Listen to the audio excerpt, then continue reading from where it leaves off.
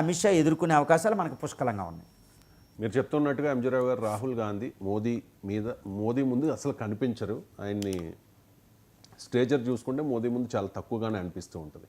ఇప్పుడు మోదీ రిటైర్ అయితే అది కాంగ్రెస్ పార్టీకి అండ్ రాహుల్ గాంధీకి ఒక వరం అని చెప్పుకోవాలా? ఎస్ అండి. ఇప్పుడు మోడీ రిటైర్మెంట్ అవుతే రాహుల్ గాంధీకి అది పెద్ద బ్లెస్సింగ్స్. రాహుల్ గాంధీ గారు కూడా ఎదురు చూస్తూ ఉంటారు, అంతే కదండి. ఎవరైనా పెద్ద sportsman Sachin Tendulkar retired అయ్యాడంటే మిగిలిన టీంలందరికీ చాలా ఆనందం అయిపోయింది అనమాట. ఎందుకంటే సచిన్ టెండూల్కర్ అసలు క్రీజ్లో ఉంటేనే అటేపో టీం ఓడిపోయినట్టు అనమాట, అంత మోడల్ స్పిరిట్. ఇప్పుడు మోడీ ఏంటంటే Narendra Modi is a personification of spirit అనమాట. ఆయన ఉంటేనే ఒక రకమైన ఉత్సాహం, ఆయన వాగ్దాటి, ఆయన దేశ ప్రజల నాయకత్వం వహించే విధానం, ఆయన డెడికేషను, ఆయన బ్రహ్మచార్య లక్షణాలు, వెజిటేరియనిజం, ఆయన డెడికేషను, ఆయన చూడండి ఆయన పరిపాలన అవినీతి అనేది కనపడలేదు 11 సంవత్సరాలు, అది అతిపెద్ద విన్ను.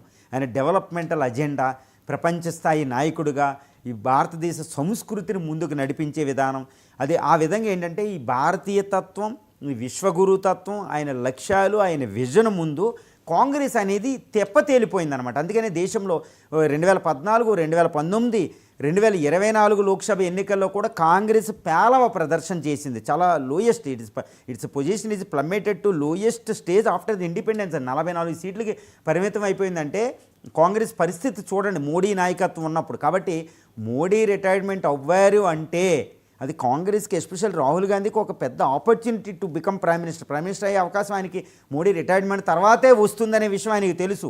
మోడీ ఉన్నంతకాలం మోడీ గ్రహణం పట్టేసిందనమాట. అందువల్ల మోడీ రిటైర్మెంట్ అంటే రాహుల్ గాంధీకి చాలా పెద్ద వరం. కాబట్టి మోడీ తర్వాత ఎవరు వచ్చినా, అమిత్ షా వచ్చినా ఇది రాహుల్ గాంధీకి ఒక రకంగా వరమే అని చెప్పొచ్చు. ఎంజీరావు